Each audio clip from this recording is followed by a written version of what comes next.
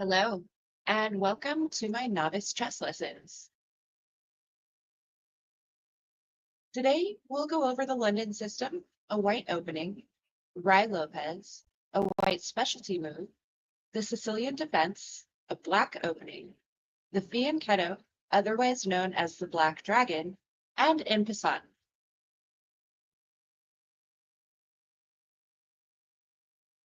The London system, pictured here with notation, is a great opening for beginners playing white in chess.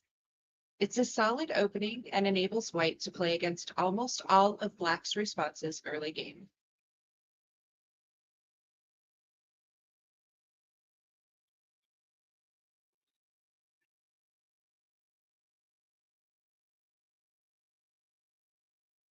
The Ruy Lopez, pictured here with notation, is also known as the Spanish opening or Spanish game.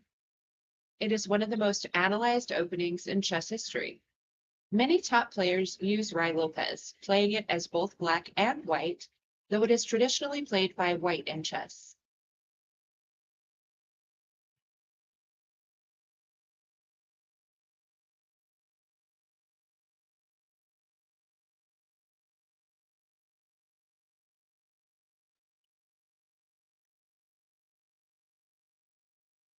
The Sicilian defense is a popular opening for black in chess in response to white's e4. Black playing the Sicilian defense, pictured with notation, is a dynamic and sharp response to any king's pawn game.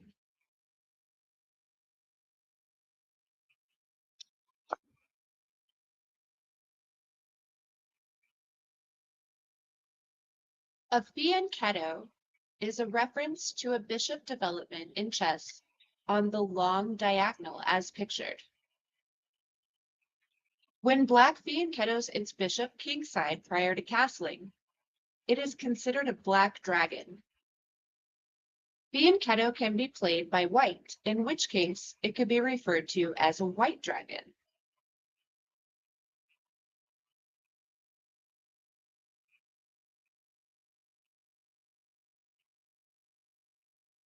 En passant occurs when an opponent captures a pawn that has just moved 2 squares forward from its starting position. This capture can only be made on the turn immediately following the 2-square pawn move, when the capturing pawn moves diagonally to the square the opponent's pawn skipped over.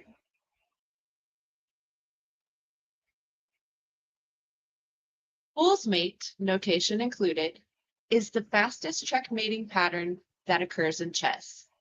It is possible to accomplish this in 2 moves. Only black can deliver this mate in 2 moves, however. White can win the game in similar fashion in 3 moves.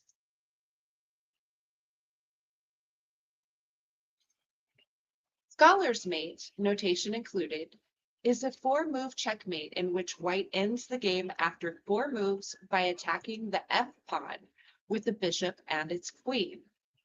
The F pawn is considered weak because its only defense is the king.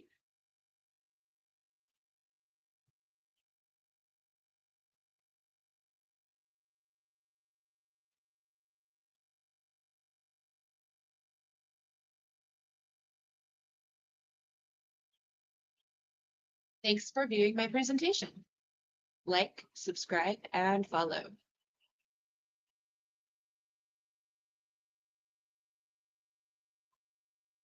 Hello there. So yeah, it's really dim right now, and I'm not sure why. I've tried to adjust the lighting, but for some reason, it's just the lighting's really terrible. Let me try one more thing. But it's always something in 2025, right? So, no.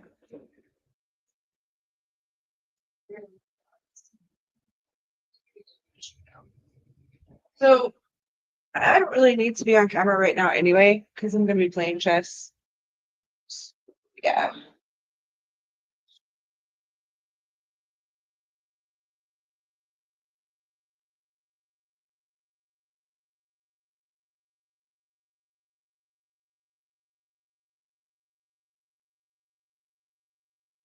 So let's watch some bullet games really quickly here.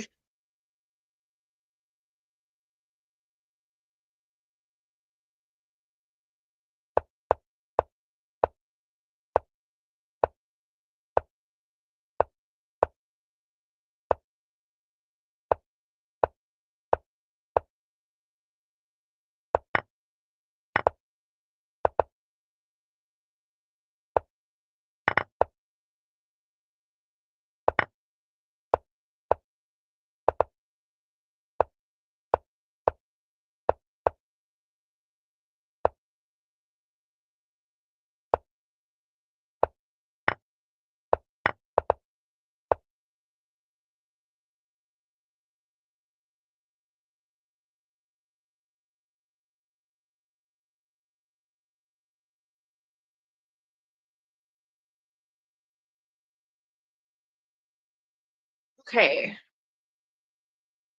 I created a rematch, so I'm going to click that.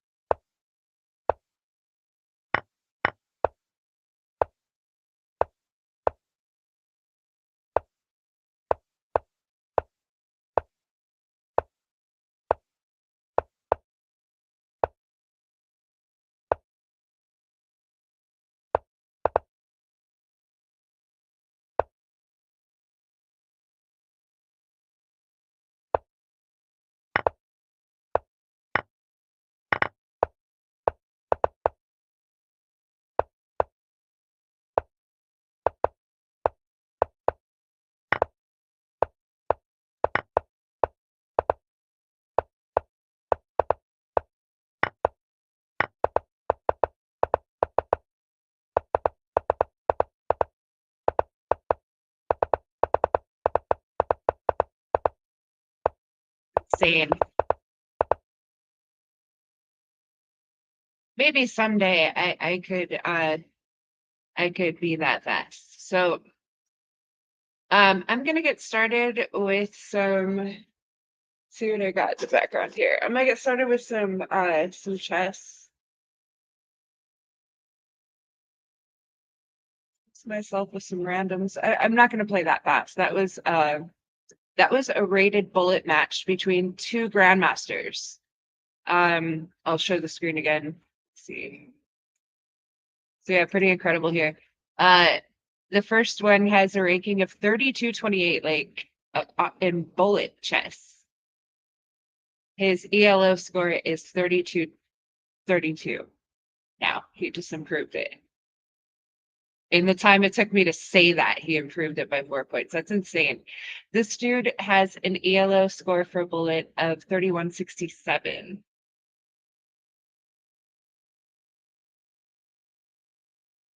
That's insane. Do you know how long it took for me to even get to like an ELO score of like just grinding of 1,000 on chess.com 5 years ago?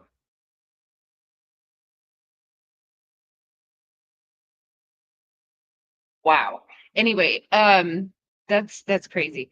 So I wanted to also talk about really quick before, let's see, before we do that, I want to talk about this video that I made.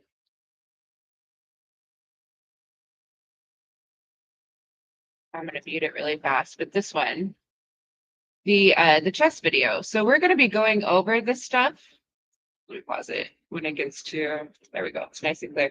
We're gonna be going over these systems and different hints and chess tips today. The London system, Rai Lopez, Sicilian Defense, Fianchetto, and Amazon, because some of them I didn't really go over in too much detail. So, but yeah, I'm actually going to play one game really fast. It's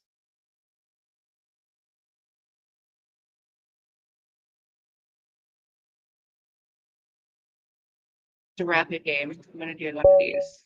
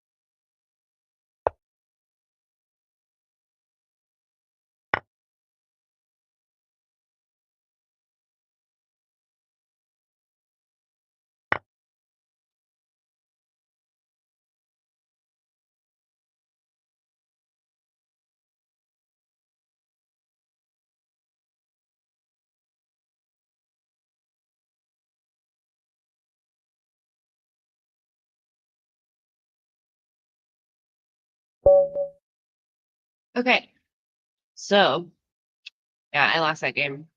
But anyways, like I said, I used to play like every day for like 8 hours a day. It's been a long time. Um, so I want to go over the London system though a little bit. See, I'm going to share this chest. London system. So this is from chess.com, and part of this is actually included in the presentation. So I wanted to share this. So the London system, this is the chess notation. And again, chess notation, all that is, if you look at a chessboard, it's the equivalent of the square location on the board. So like D4 would be, let me see if I can make this bigger. Where's a bigger picture of that?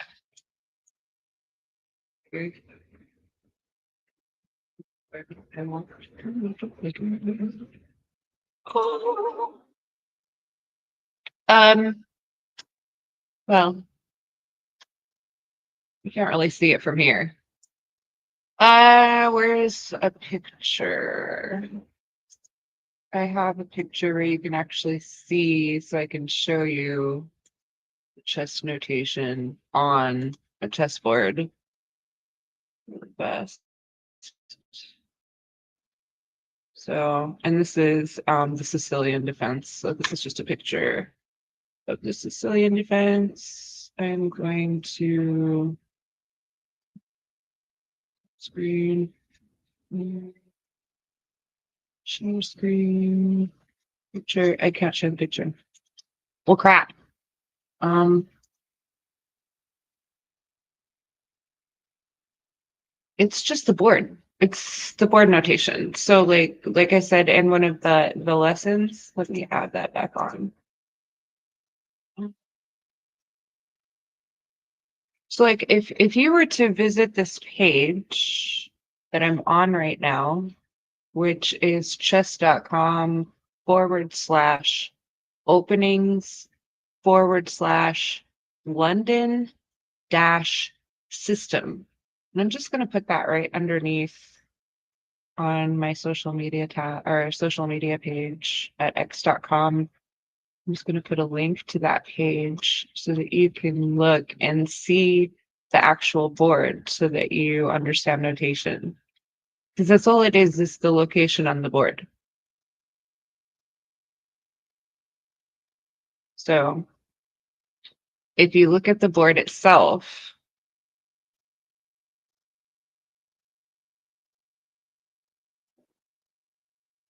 you look at the board itself and you look at the bottom of the board, you'll see the letter A with the rook for white. If you're looking at it, say, as white, you'll see the letter A on the rook starting from the bottom left-hand corner is where it starts. It's A1. That is the notation for white's queen side rook. Now, the reason it's queen side is because white's queen is located on D1, and that's the queen's side. So you have two rooks. You have two rooks. You have a queen side rook and a king side rook. So if you're looking at it on this page, where my, see my mouse moving around, where my mouse is pointing right now, that is white's queen side rook on D1. If you move one square to the right, that is white's queenside knight on wait. Am I saying this right? I might be retarded. A. Oh my god, I'm retarded. Let's start over. Okay. I'm gonna upload this picture. Let me explain notation. It's actually an explanation and not retarded.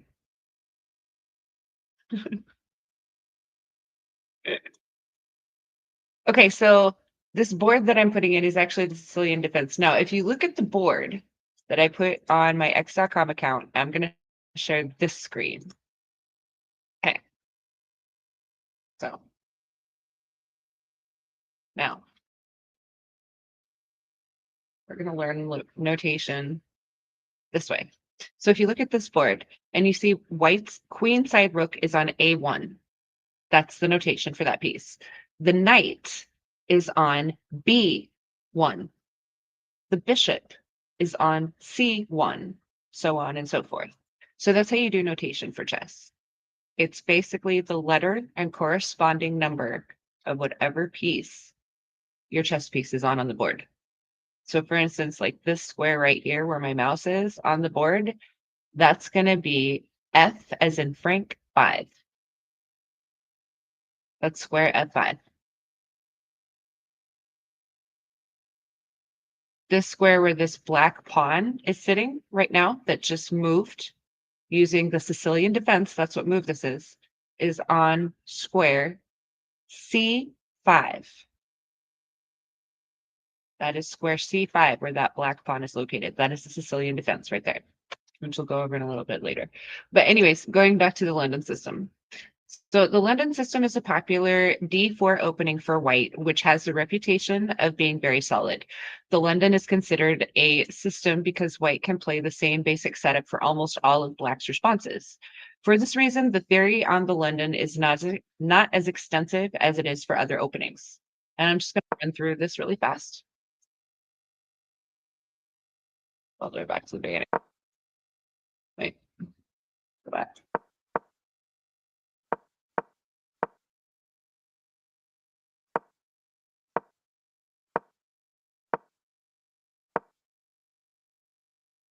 So that's the move played out, the London system.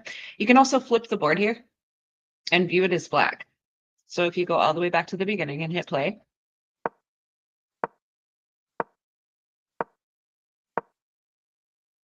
that's what it looks like from the perspective of black playing the London system. So that's how you would respond to that, is typically with the queen pawn.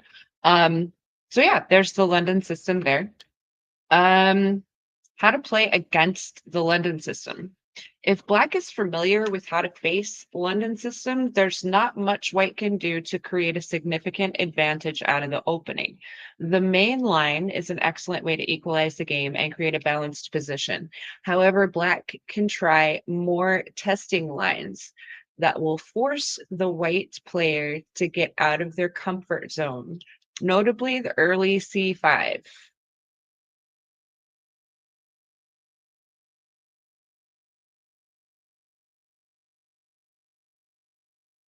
That's this move right here. Black scores well in this line, winning 49% of the games, drawing 23%, and losing only 22%. The idea is to bring the queen out to the queen side with 3 queen b6, where white's dark square bishop can't help. Black puts pressure on the b pawn and the center, later fianchettoing their dark squared bishop on g7. You can see this diagram there at chess.com at the link that I shared on my x.com page. And you can continue forward and learn more defenses against the London system, which any defense is going to be a black move. So if you're learning about a defense, you're learning about a move or a system playing as black. Anything else is going to be white. So just remember that black always moves defensively. So if you're learning about a defensive system, you're learning about a black play. Just remember that it's defensive. So anyway, where's the chips? I'm gonna play another game really fast.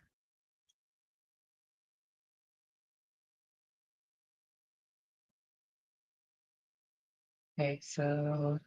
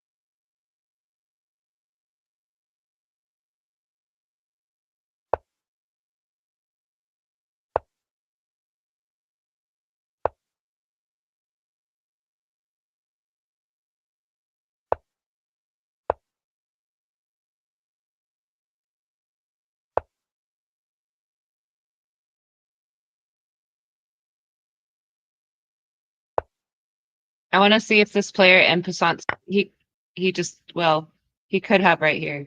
He could have moved it, I think. Or no, I think it would have been with this one. If you moved it with this one. Anyways. If I see it again, I'll point it out. It's included in the video that I did earlier. Which also, that video is right next to a book by Emmanuel Lasker that is, it's kind of a difficult read, but some of the chess positions that are in there are pretty good if you're serious about learning chess. And Emmanuel Lasker's rules for chess, that's, I quote them quite a bit. Like that's where I get, castling before move 6. If you see a good move, look for a better one. That's directly from that book.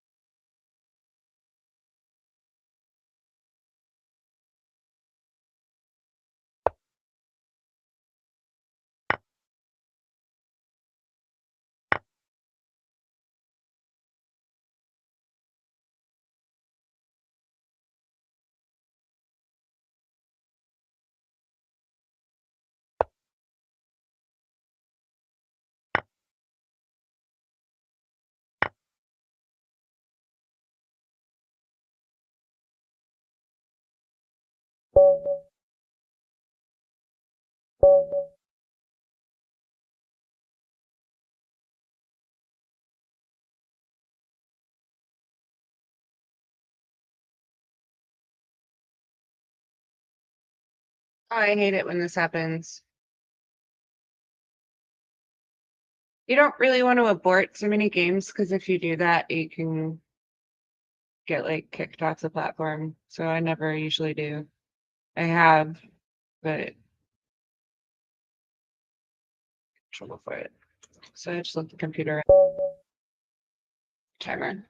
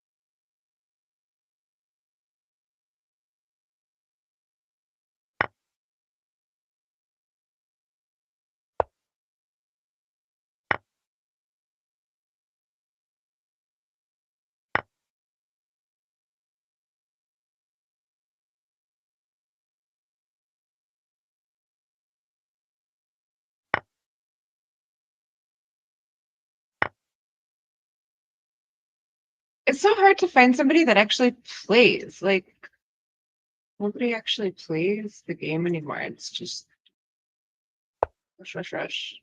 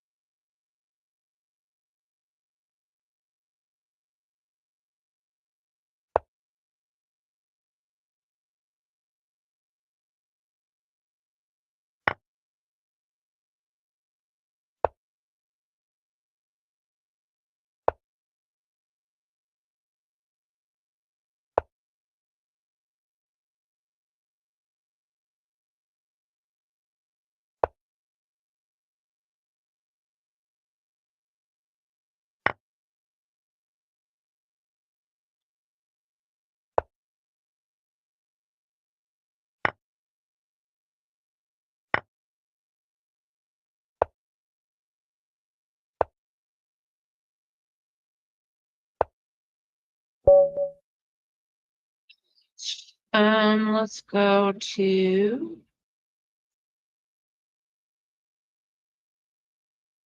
Let me see what's in here. I'm gonna do Ray Lopez. But I don't know. Oh wait, let me see if it's in here. Ray Lopez. Yeah. Okay, so here's different variations of it. Okay. So Ray Lopez or Spanish game. And that is Bishop B5, which is this move right here. Bishop B5, move 3, Bishop B5, is known as the Ray Lopez opening or Spanish game. White threatens to trade off Black's C6 knight, the defender of E5, so indirectly threatens to win the pawn, though it's not an immediate threat because of a tactical trick where Black can win the pawn back. White is playing for quick development. They're ready to castle already and control the center. They'd like to eventually play C3 and D4 to build a pawn majority in the center. And Black can respond in a variety of ways. There's the Morphy defense, the Berlin defense, and more information there about Ray Lopez, but this is what it looks like in play.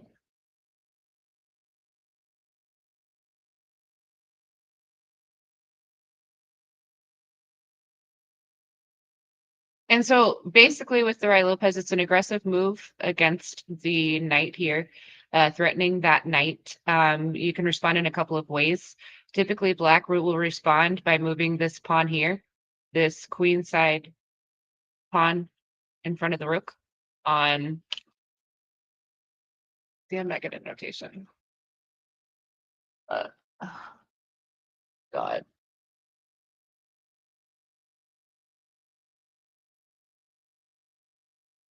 A7.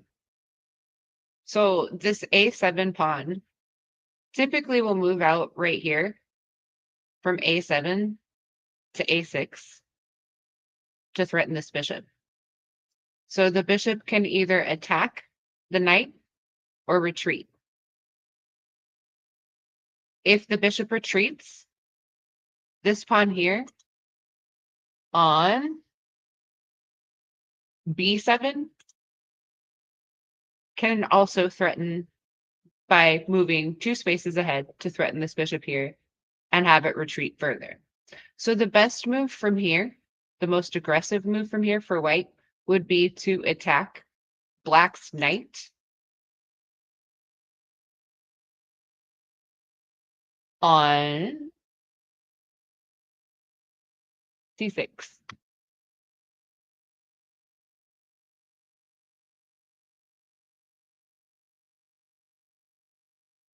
So that's the most aggressive move for white, is to attack Black's knight on C6. Let's actually look at notation. If there's anything secure, just notation, see if it's in basics.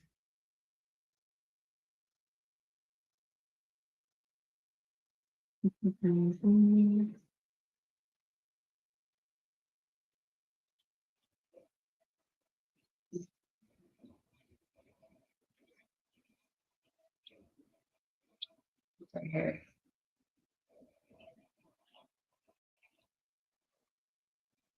Just notation and algebraic notation.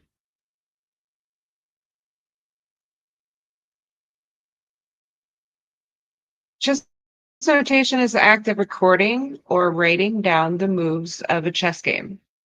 Over the years, various methods and ways have been used to record the moves, but they have all disappeared except for the current standard for chess notation, which is algebraic notation. Let me make sure I still have sound right now. Just really quickly. Audio issues. Looks like I do.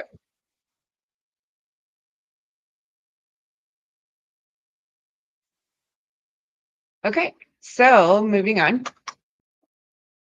Physically writing down the moves of a game is required in many over-the-board tournaments, but on chess.com, the moves are recorded for you.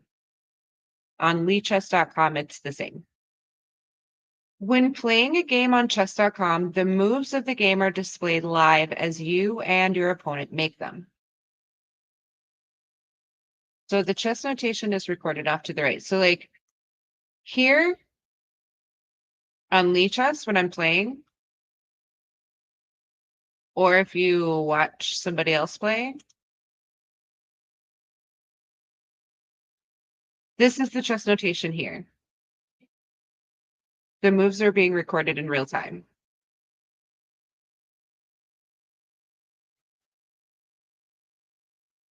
So it's basically, it's a matter, you know, the more you play and the more you pay attention to the notation, the better you get at identifying the places on the board so that you can identify moves as they're made, as well as blunders when you are analyzing your own games. And you can play correspondence chess a lot more effectively by knowing chess notation, which is algebraic notation. I'm going to get some more coffee while they finish up this game.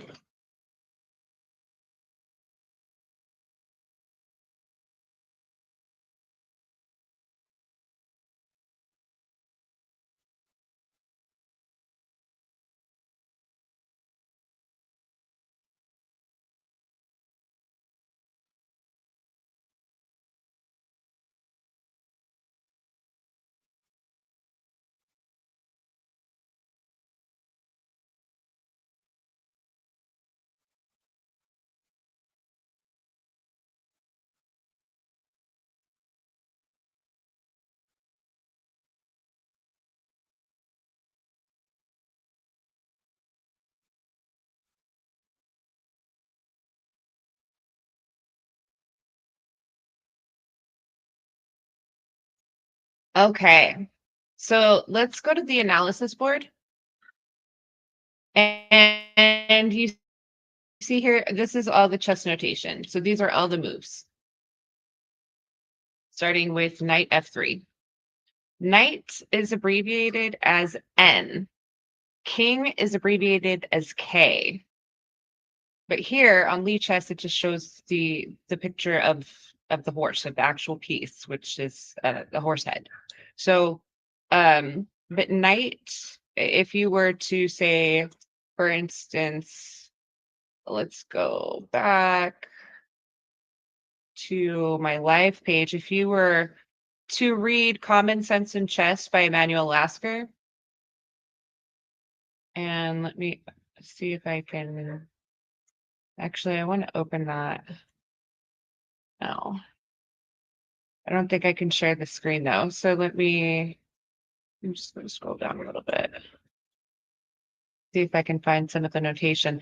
This is really a great book to read if you're serious about learning chess. It's very old. It's not an easy read. I'm not going to pretend like it is, but it is good to learn notation, especially. And openings, different moves, the chess rules. Once I locate those, we can go over those here. I'm not going to really read the whole thing, but I'm going to try to draw as much from this as I can because I definitely recommend this book if you're serious about learning chess. But for instance, okay, if you see here on page 12, you'll see the notation that he's done here. This is actually old notation. KT is what he uses for knight. Now that would be abbreviated as N for knight. But Emanuel Lasker abbreviates it as KT. It's the same thing. So knight, which is this piece, the horse's head, is abbreviated as either N or KT in chess notation. Everything else is pretty much self-explanatory. You can kind of figure out what each piece is. if there is nothing preceding the actual space number, like in this case, it says D5, or in this case,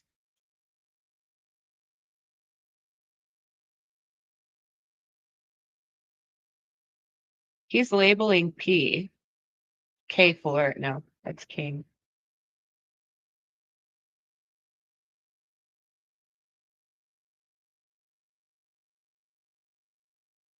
King pawn 4, I think. His notation is actually really old. So if you learn his notation, don't memorize it because it's really, really old.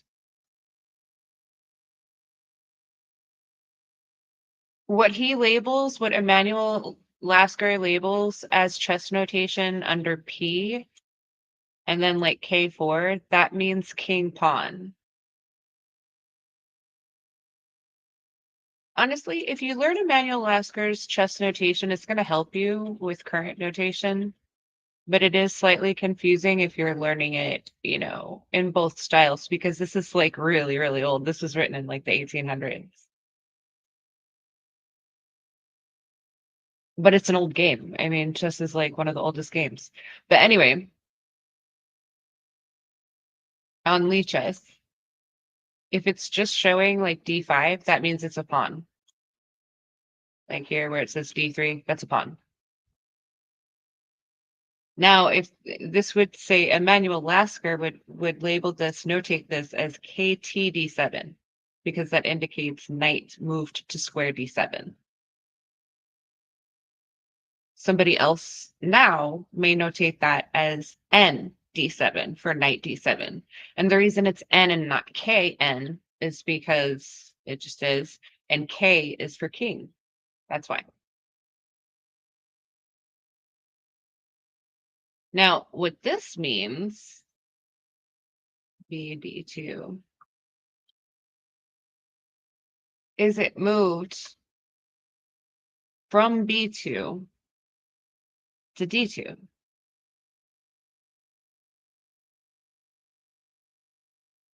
No, I don't know what that means.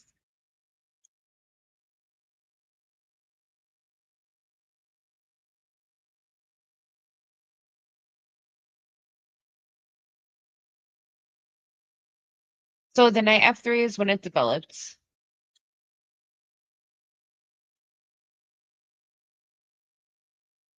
I don't know why it says knight BD2. I don't know why it says that.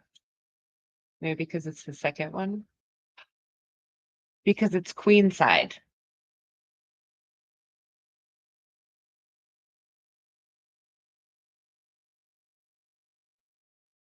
I don't know. I'll have to learn that. I don't know why it says BD2.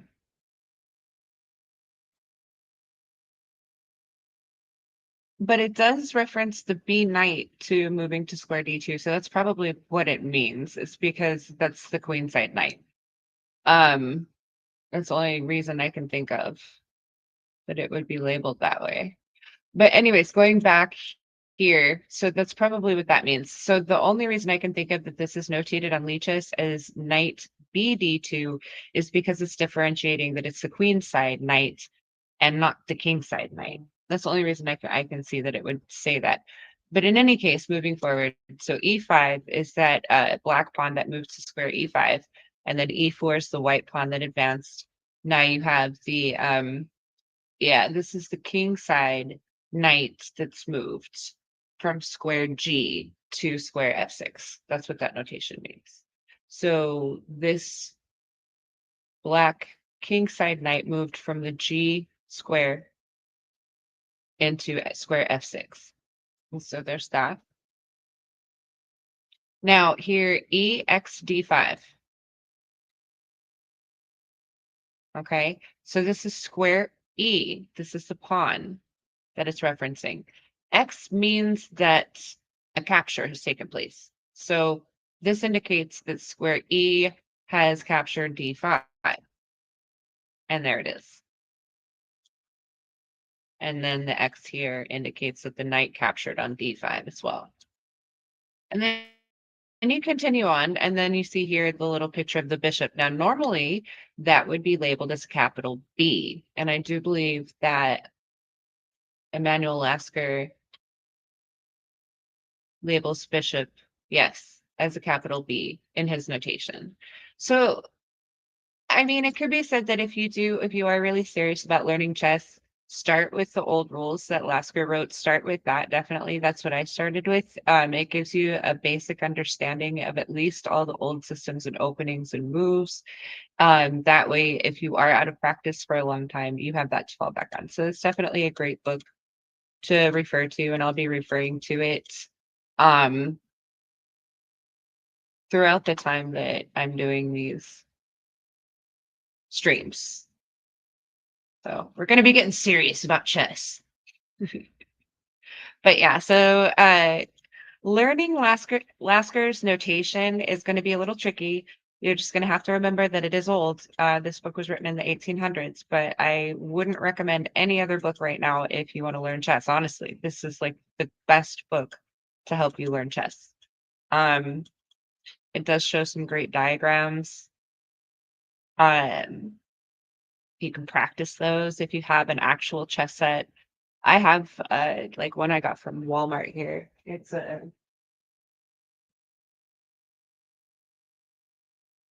chess checkers and tic-tac-toe. So like show that here. Pretty basic thing.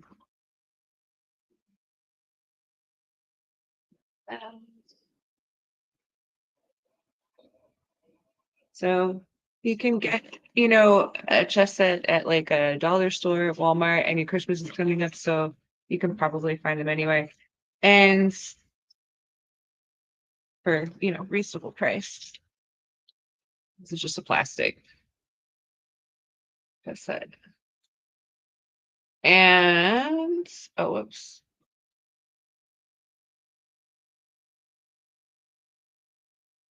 You can see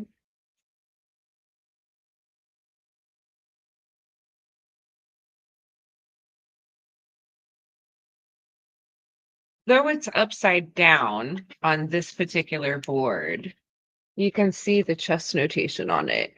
So like even though this is like upside down, this is how it would be for white. Like this is how white would see it. It's a cheap board, but it can kind of help you learn notation. If you compare it to an actual like board on the internet, like for instance, let's see.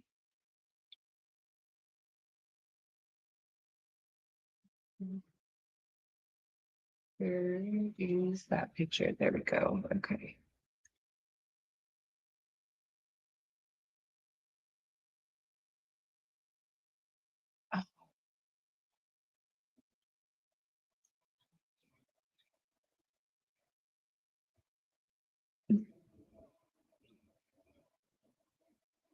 Okay.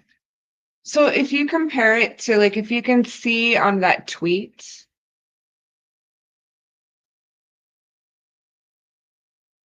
you need to actually have it like that. It needs to start like that for white. That's where white's rook, queen side rook would go. Right there in square A1. And then white's queen side knight would go there, the bishop there, the queen there, and so on and so forth. So the best, honestly, the best way, there's many ways you can learn notation. I think the best way personally is to start with this. Emanuel Lasker's Common Sense in Chess.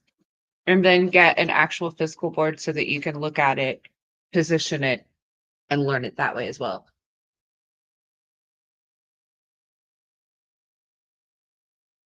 Right. Emanuel Lasker has his rules of chess are included in this book also, but notation is something that I still struggle with. But you can start here.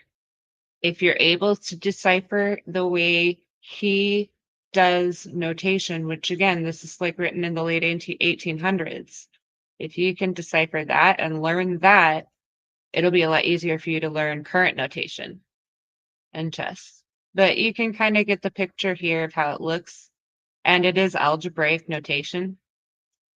And he analyzes these. He'll take one of these diagrams, like for instance, this here, which is a diagram of an actual game, and he'll break down each move like you would see in a video with old style chess notation, which again, it's something that you're going to have to relearn, but it doesn't hurt to learn it that way because then it'll just make it easier for you when you actually learn it the correct way. So that's all over this book. Right now, I'm just kind of flipping through the pages to show you on stream what you can find in there. Different setups you can do, and you can read his analyses of each play, how it would pan out. You could play those out yourself if you want to. Um, and these are all based on lectures that Mr. Lasker provided to chess players in London. I'm going to find a stopping point here. I'm just kind of flipping through here.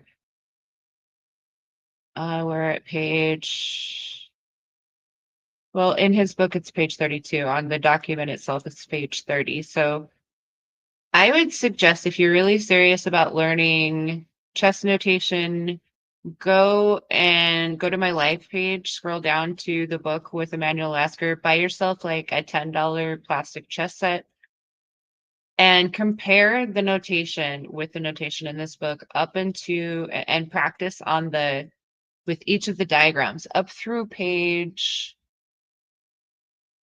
what is this, page 40, up through page 40. Like read everything up through page 40. And so that's where it is on the book right now, is on page 40. So these first 2 hours, your homework is to read everything in Emmanuel Lasker's Common Sense in Chess through page 40. You can find that at autumnleesnews.com on the live page.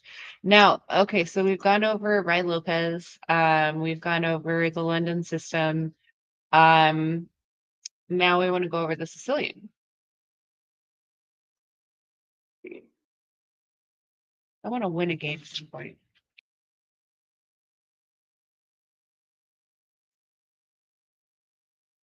Let me actually, before we go over the Sicilian, let's do the knight really quick. The knight is a tricky piece.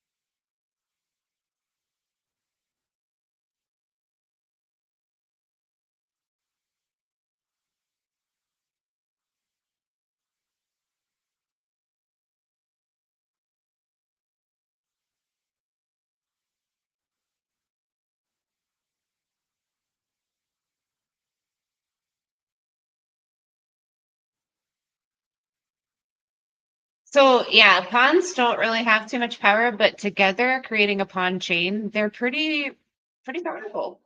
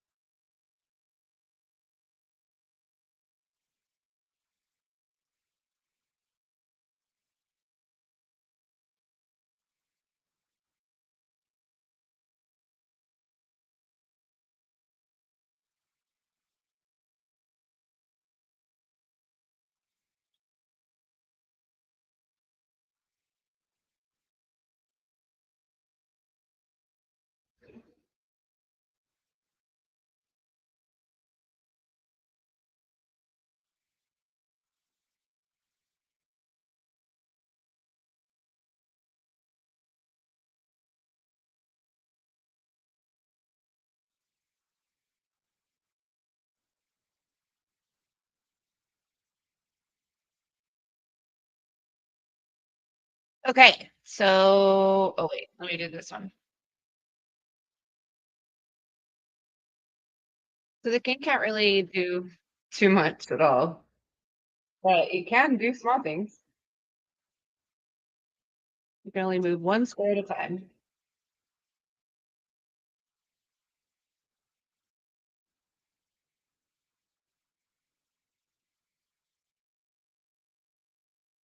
All right, so we've done all the chess pieces.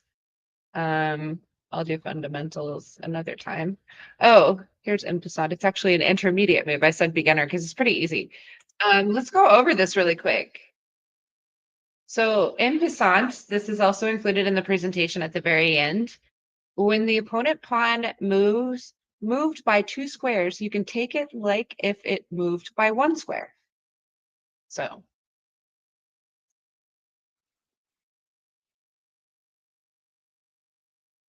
right here or right here.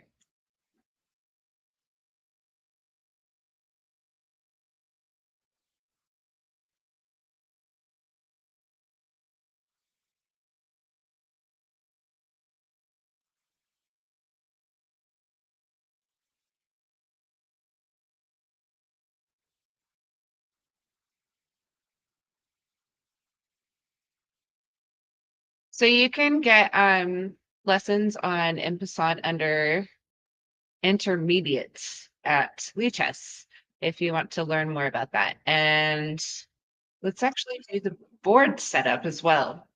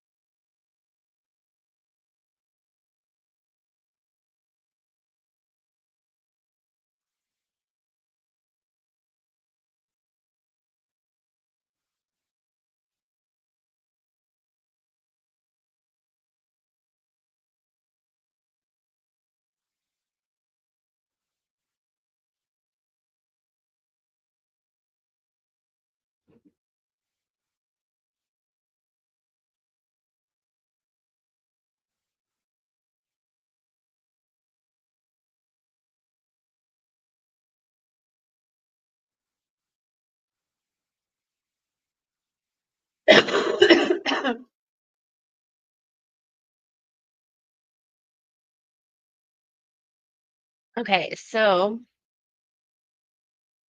and there's some checkmates. I'm getting out of check. So anyway, so we've covered Impressant, Ray Lopez, London system. Let's do the Sicilian.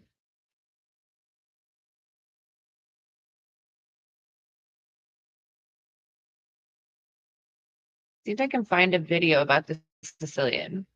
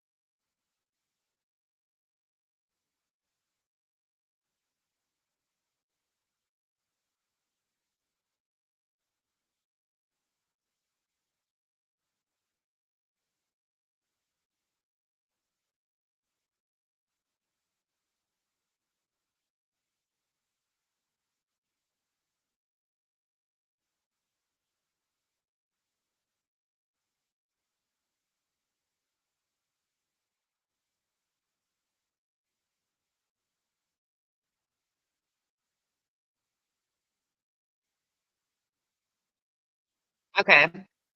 So I'm going to share this video here on underneath where I had the stream on my x.com profile really fast.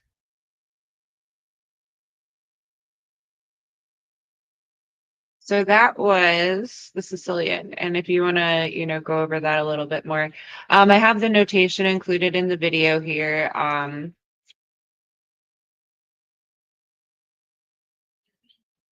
ButtonLeesNews.com. Where is it?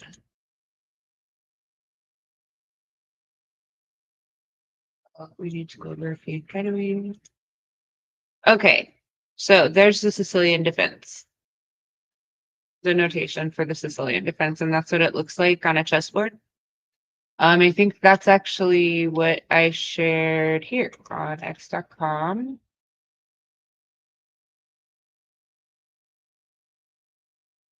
Chessboard that's there. I do believe that is a Sicilian defense. Yeah, it is. That's a picture of the Sicilian defense. So, and it also shows the notation. So on my x.com account, you can also see a visual of what the Sicilian defense looks like from the white side when it's played as black. Let me find, let's see, something on chess.com. There we go. Okay, so here it is, the Sicilian defense. The Sicilian defense is the most popular response to White's E4, employed by masters and beginners alike. The Sicilian defense is a reputable and positionally sound opening. Still, the Sicilian is a combative opening that tends to lead to dynamic and sharp positions. One of the oldest registered openings, the Sicilian is full of theory and was used by most of the greatest players in history.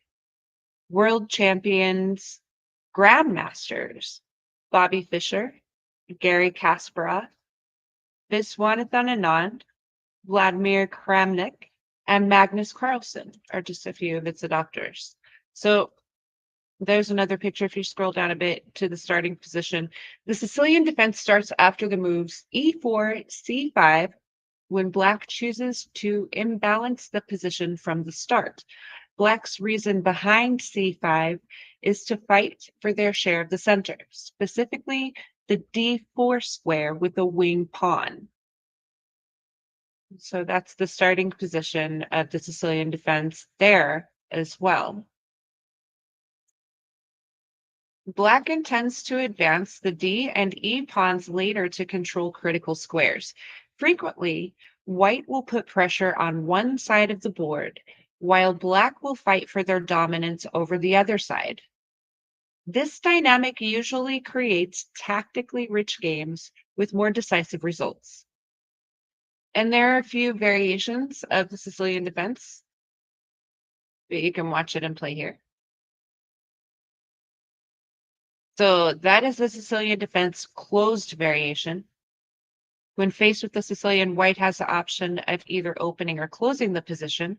The closed variation is not the most common, but is also widely popular. Where did it go? There. Is also widely popular and was one of Grandmaster Boris Spassky's weapons of choice with White. It starts after the moves e4, c5, knight c3.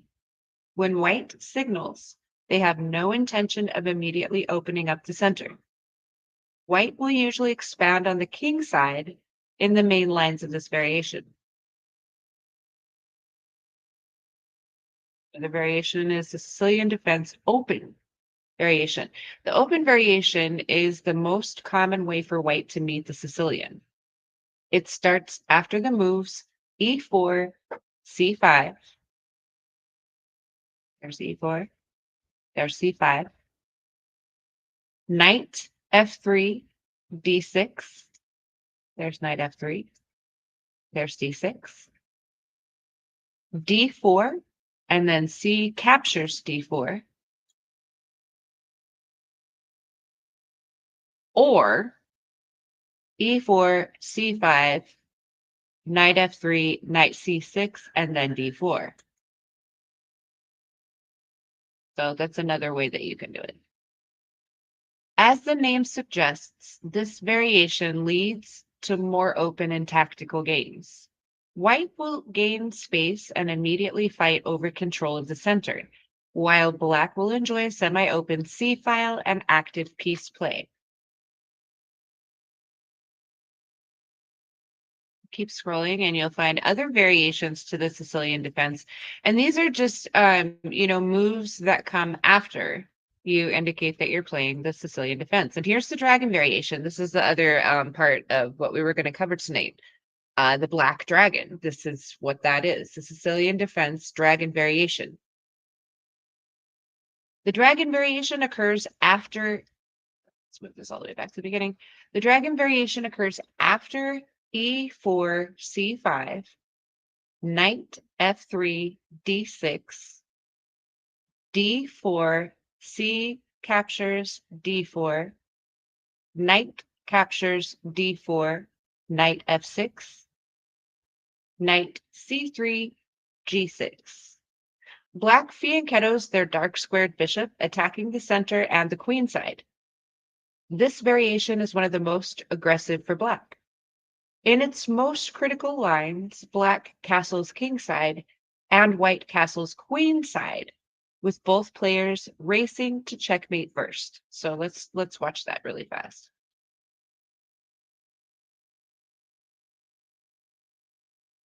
So that's what that looks like. That is the black dragon. That's Sicilian defense dragon variation. So today, that agenda. We learned the London system, Ruy Lopez. We've just learned the Sicilian defense.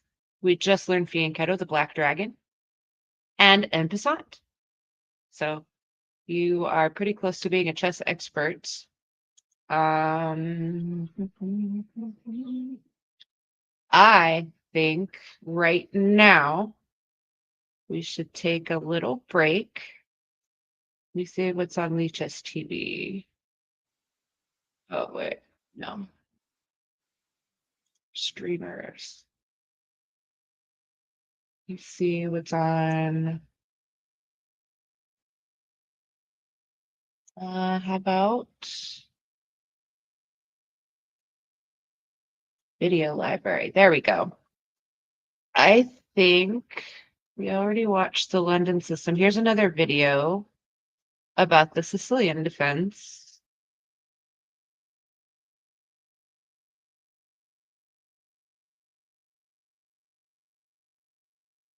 So I'm going to add this to the stage and I'm going to take a small break while we learn or kind of, we're going to go over the Sicilian defense one more time. In today's 10-minute chess opening video, you're going to learn the Sicilian defense for the black pieces. But if I'm being completely honest, what I always tell people is you should not be playing the Sicilian until you're at least 2000, which might sound completely different than something you've been told before or crazy, but it's one of the most complex and interesting and just crazy systems that's out there. So e4 c5, and from here the Sicilian takes about 3 or 4 different turns. Knight f3 followed by the move pawn to d4 is the open Sicilian, inviting a trade in the center and then turning into one of the many mainline Sicilians that exists. After that, you have the closed Sicilian, which is essentially a setup where white does not play the move d4. White can do that by playing knight c3, followed by g3 and bishop g2, or the Grand Prix attack with f4 and eventual bishop g2, or f4 bishop c4, or even some other tricky sidelines with bishop c4, bishop b5, and not moving the pawns. And then there's the gambits, obviously. There's the Smith-Morra gambit with d4 takes and then c3. Not to mention the wing gambit and the delayed wing gambit with a 3b4. And then there's basically the sidelines. For example, the Alapin Sicilian, which when white tries to play d4 and reinforce with a pawn, Not to mention, you know, also b3, which I like to play and I recommend, and so on and so forth. So how on earth does one deal with all this? Well, first you need to pick what you want to play against the open Sicilian. And, you know, in picking that, you may want to play something that has overlap with systems in the closed Sicilian and the other sidelines. So, for example, a Sicilian dragon, an accelerated dragon, is when you play knight c6, g6, and bishop g7. You delay the movement of this knight. So that might look something like knight f3, knight c6, but even here you need to deal with the Rossolimo, which is a mainline Sicilian at this point and has been played by, you know, in the last World Championship match between Caruana and Magnus in a bunch of games. But let's say d4, takes, and then g6. And you try to play bishop g7, you castle kingside, you use the open file, and the main lines you have, you know, crazy attacking positions. So if you play the dragon, the accelerated dragon, with knight c6, bishop g7, and so on against the open Sicilian, it might make it easier to play against the closed Sicilian because you already know what to do, right? You kind of develop in the same way.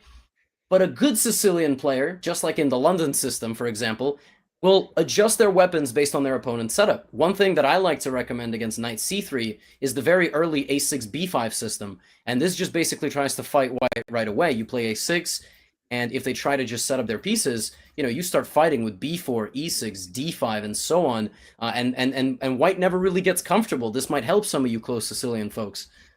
Now, one of my personal favorites is e6 Sicilians. I'm a big fan of e6 Sicilians, and that whole branch is like, you know, the Taimanov, the Khan, as well as like the two knight Sicilians. So, for example, here there's also the knight f6, knight c3, bishop b4, the pin variation of the Sicilian.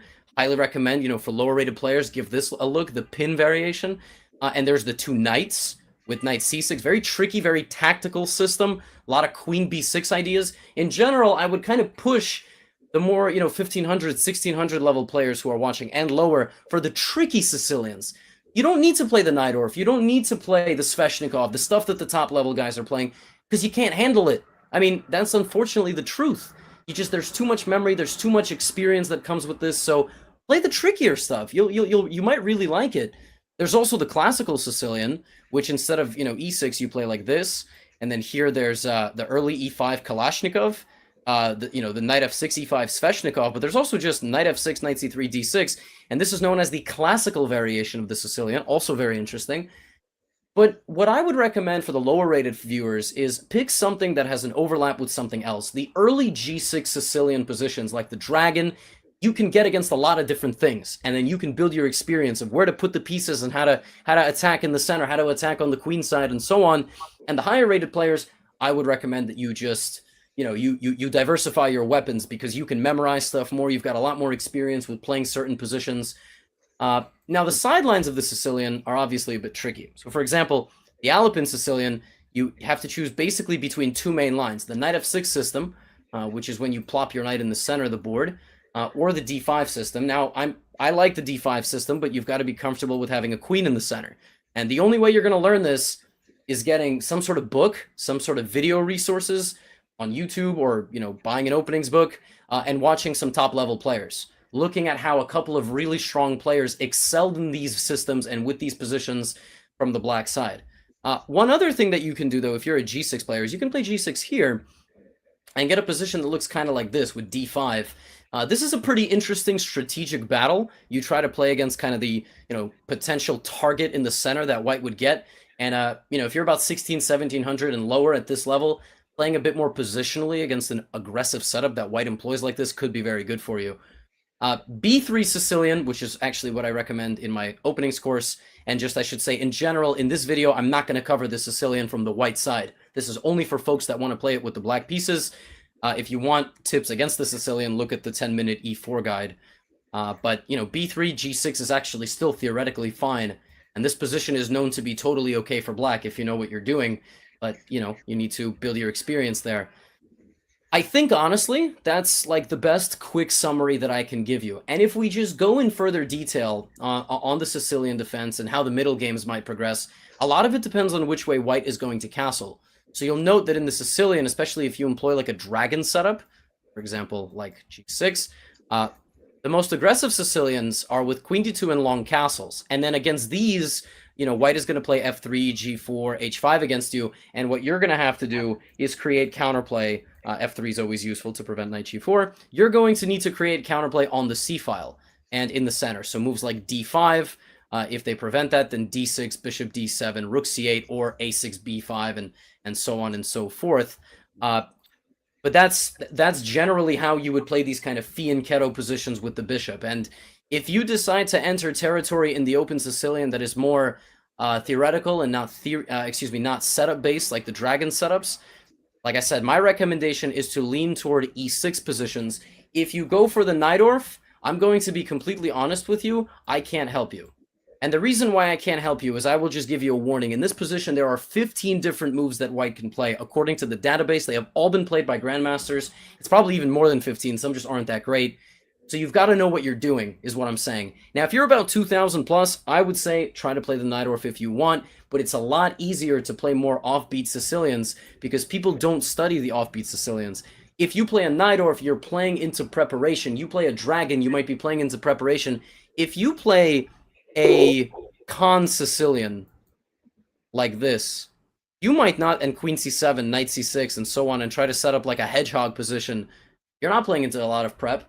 You might be, if you're playing somebody who's got a lot of experience, but a 2-knight Sicilian with this setup and a lot of different, dark squared tactics in the center, I can't, I highly doubt you're going to be playing against somebody who's super theoretically prepared. So these are all your options, okay? I gave you, some options how to play against the closed Sicilian as well. My personal favorite, the a6, b5 stuff. The King's Indian attack with d3, g3, bishop g2, that does happen. You might also get it, for example, in this format. You just need to have a weapon against the King's Indian attack. You might fianchetto here and try to play like d5 with knight on e7. But this is really a sign of somebody who's not comfortable engaging in a crazy fight against a Sicilian player, and therefore, will not enjoy if you begin kind of mobilizing in the center and creating problems right away. I'm not gonna lie, I did not expect to get through a full Sicilian video in 10 minutes or less, but we're right about 9 minutes, and I'm pretty impressed because I feel as though I covered everything in as much detail as I could. I gave you as many options against the open, the closed, the sidelines as I could. If you've got any questions on developing your Sicilian repertoire, please put them in the comments below. I would be happy to answer them. I would love to answer them.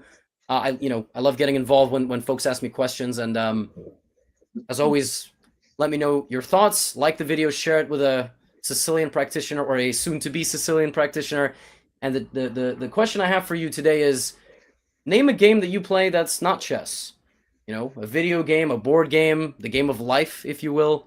And I'll see you in the next 10-minute opening video. All right. So that was a great video about the Sicilian defense. I did share that at x.com underneath where I originally posted this stream. So the stream is Surprise Chess. I'm actually going to show that tab really quick so you can see it says Surprise Chess. There's a link to learn the London system. A screenshot of the Sicilian defense with notation included for the board. I didn't include a link to that video. Excuse me. I included a link to the other one, but that's okay.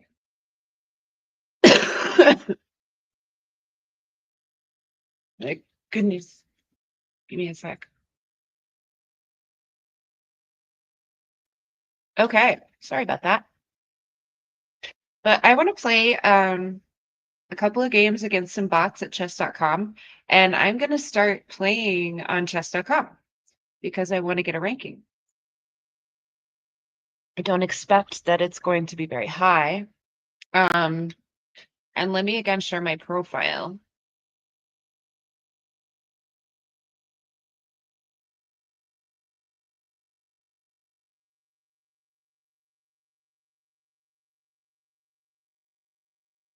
So I'm going to share my profile, and I'm going to do this on Tuesdays and Thursdays anyways, but I'm going to share my profile, and I will also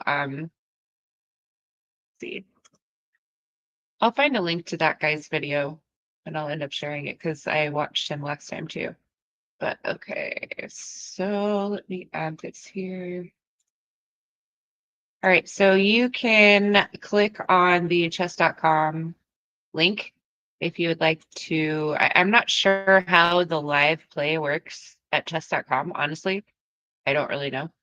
I've only played live at Chess. But yeah, I have that all linked underneath there. But if you want to add me and see my stats, you can, but you can watch me play live at chess.com here. So I'm going to play some bots right now.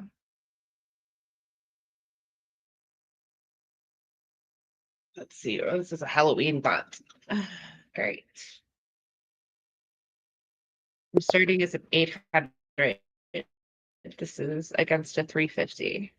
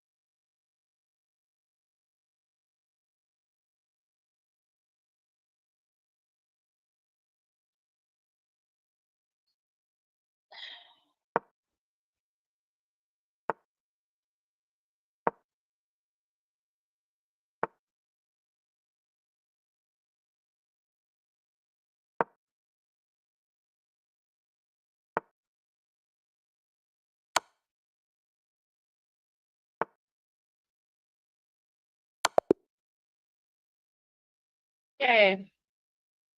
All right, so let's see the game review.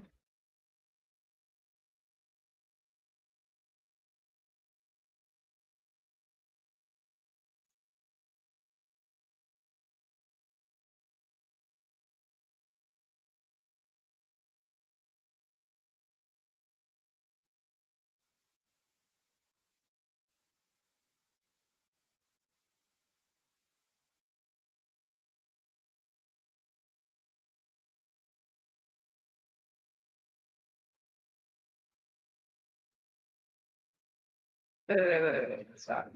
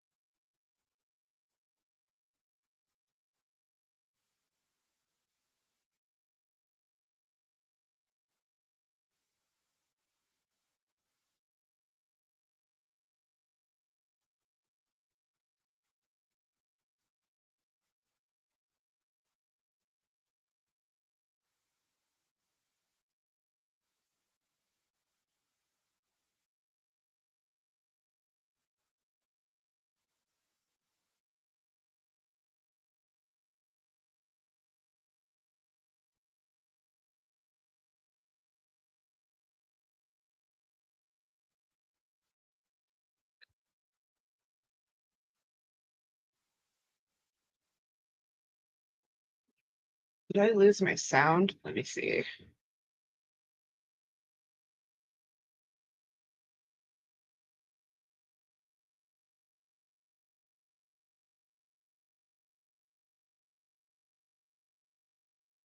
Sorry, I'm checking my sound really fast.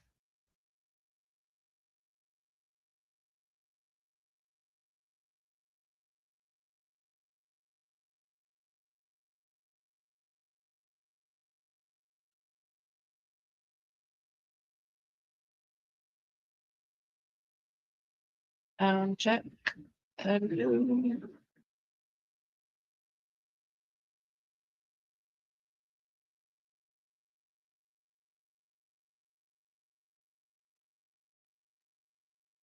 Sound working. I don't know if the sound's working. Sound working. I don't know if the sound's working. Sound working. Sound working. Sound working.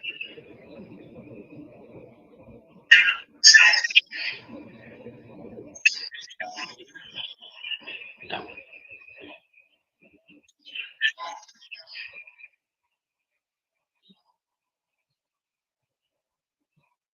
I'm gonna add it back.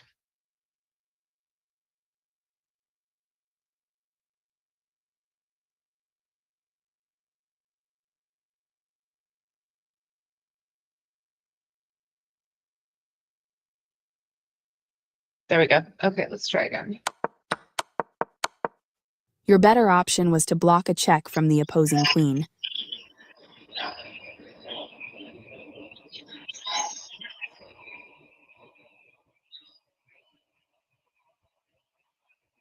I'm gonna add it back.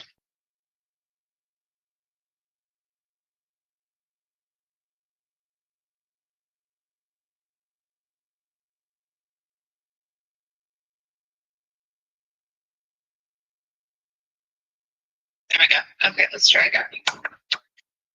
Okay, over. Your better option was to block a check. Sorry about that. The only move, and you found it. You step your king away from the checking queen. Nice find. You found the only move in this position. You escaped the check from the queen. Your position is still winning, but you missed a fast checkmate.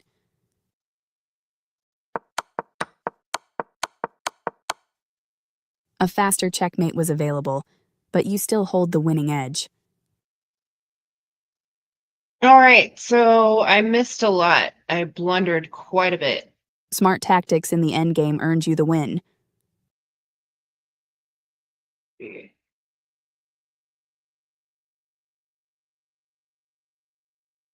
So that's kind of cool. I like the analysis board. Let's go back. I want to play an actual game with somebody.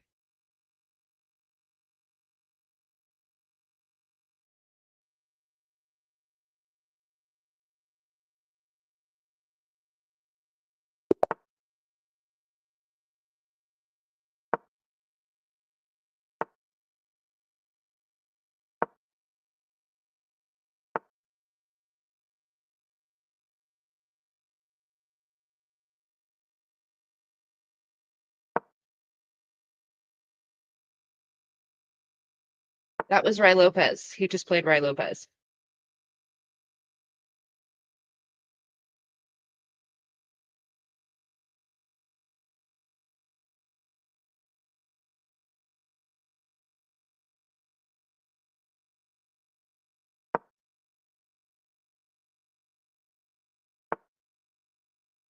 This is kind of like a forced dragon.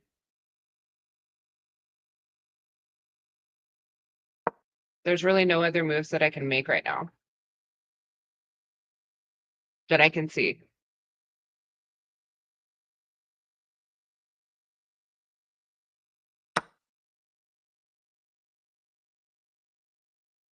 And forced queen sack. Castle. I'm just gonna go with it. I've done this before.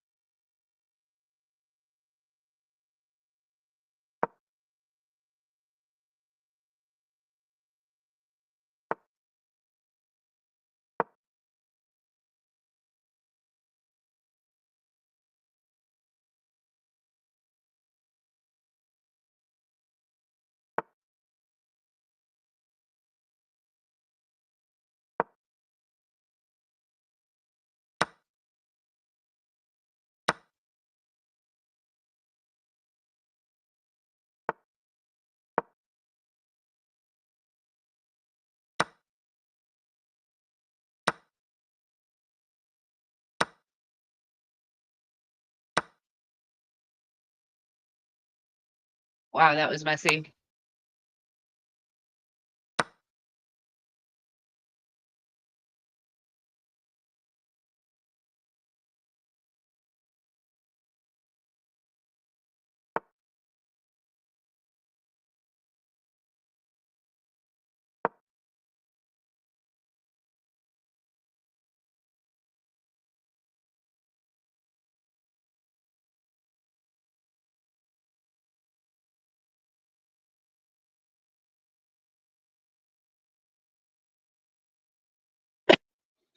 Excuse me.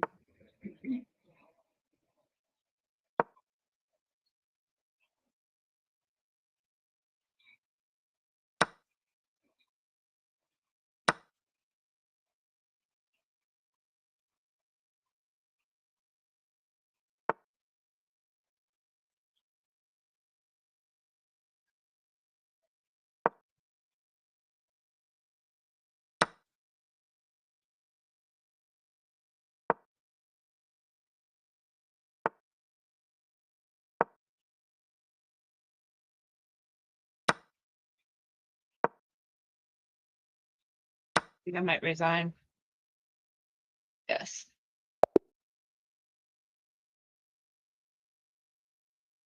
I have to play 4 more rapid games to be rated.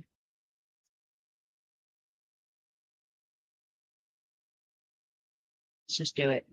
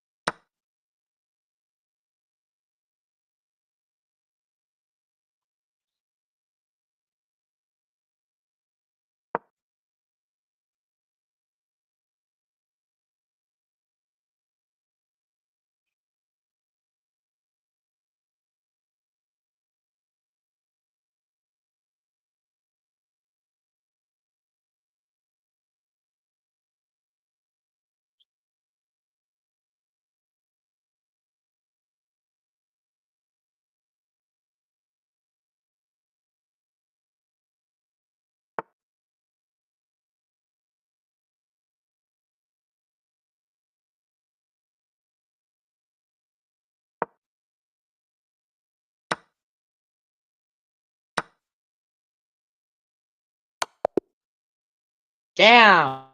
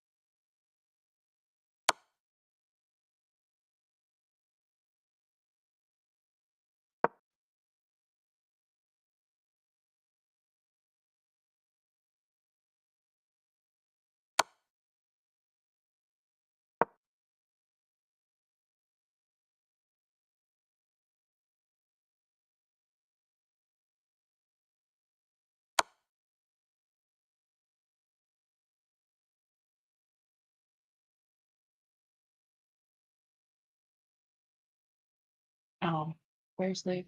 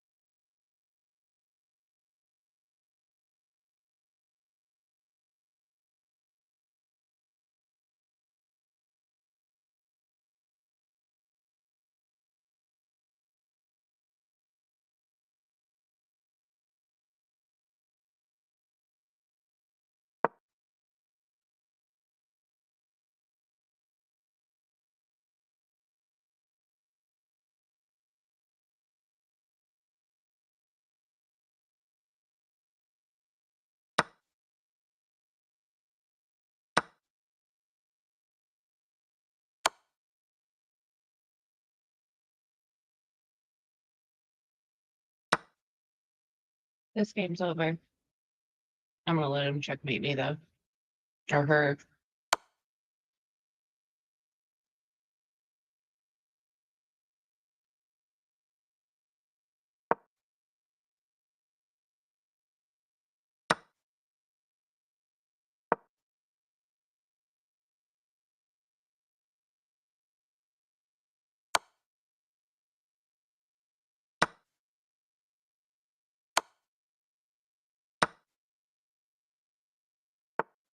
So lame. But it's possible to checkmate even now.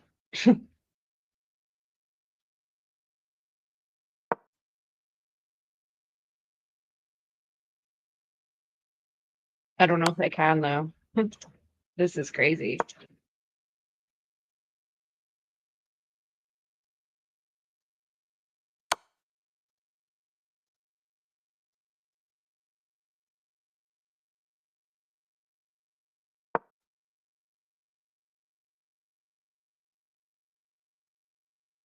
I don't think I can.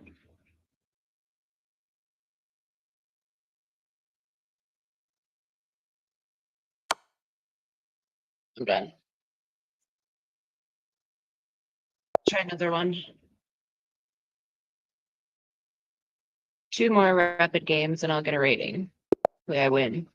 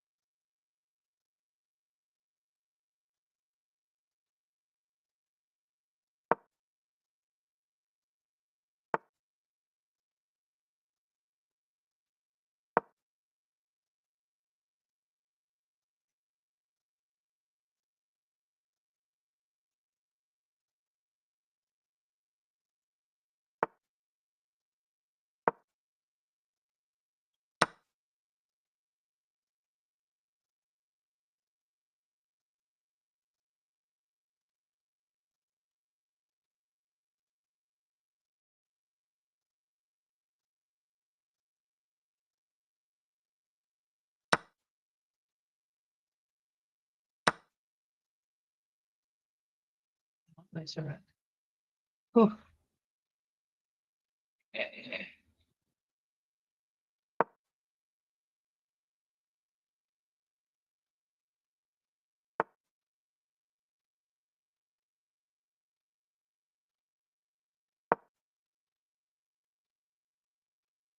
I might.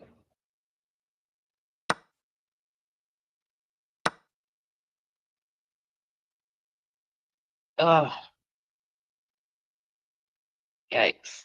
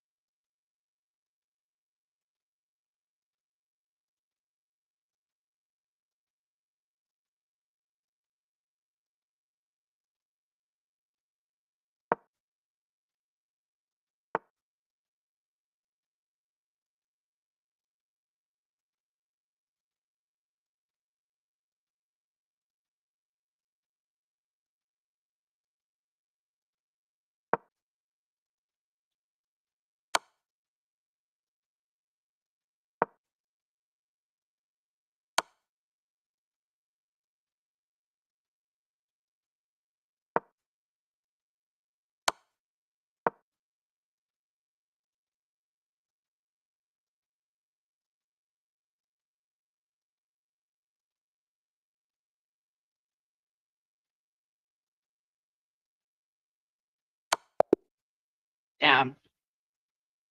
All right, one more. And then I gotta go.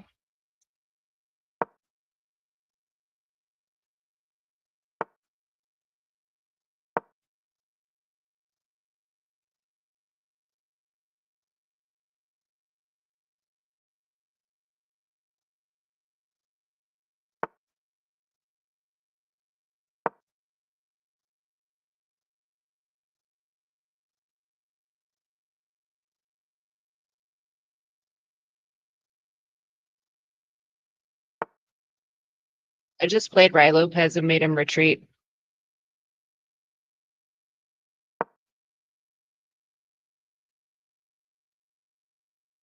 Pretty awesome. It's bad to retreat early game, but good for me.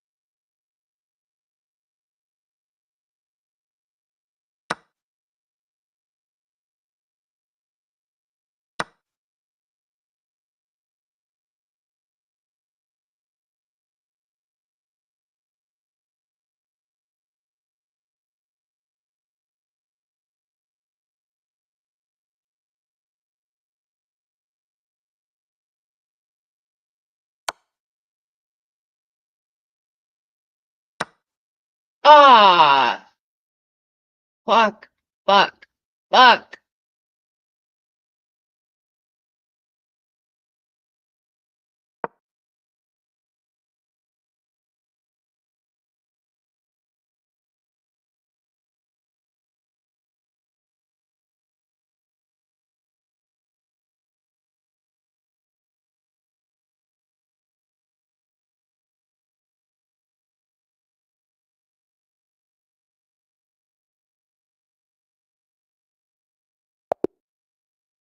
Really?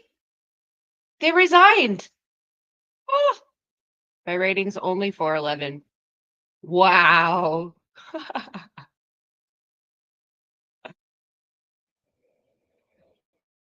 Let's see the game rating.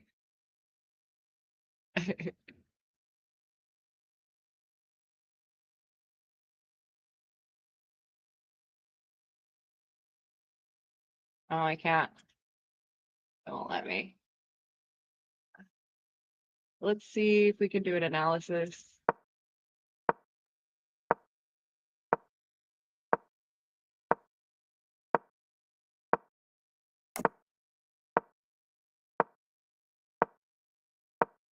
Okay, so on this side is where you see the. Okay.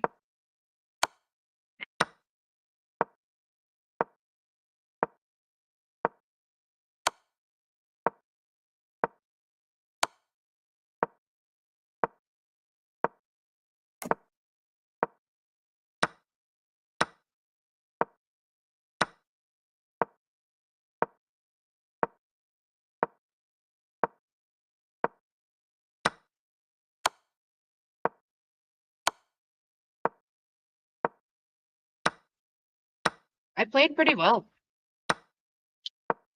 So now I have a rating.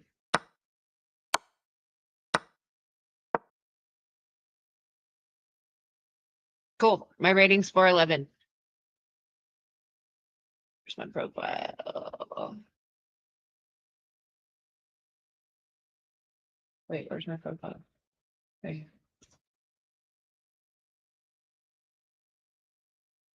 Rapid 411. So I need to work to improve that. I'm in 9th place in the Wood League. And there are my games. Awesome. Okay, so there's my rating. I'm going to take a quick screenshot of that and I'm going to close out the stream with this song.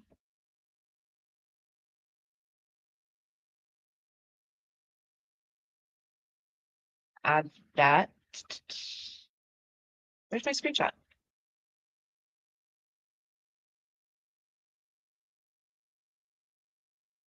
There we go. So I'm going to add that here. My surprise chest.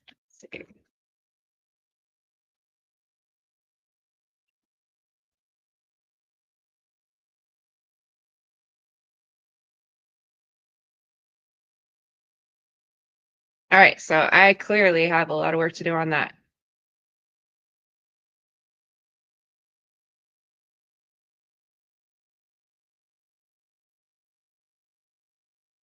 So anyway, you can definitely feel free to friend request me on chess.com if you'd like.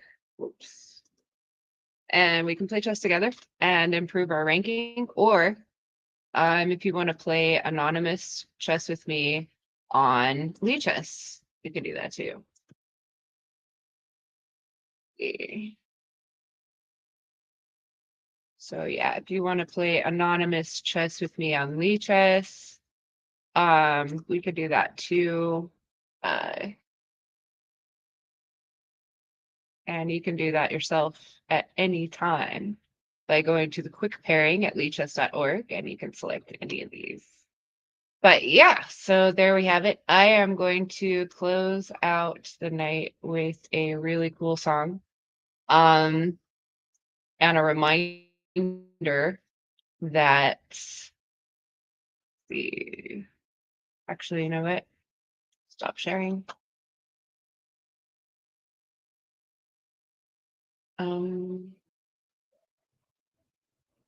A reminder that Halloween. Oh Lord, now my mouse is not working. Halloween is next Friday. Friday the 31st at 6 p.m. We'll be watching Blackula in the movie room.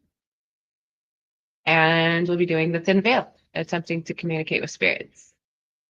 And you can check out the details there. I'm going to listen to Muse.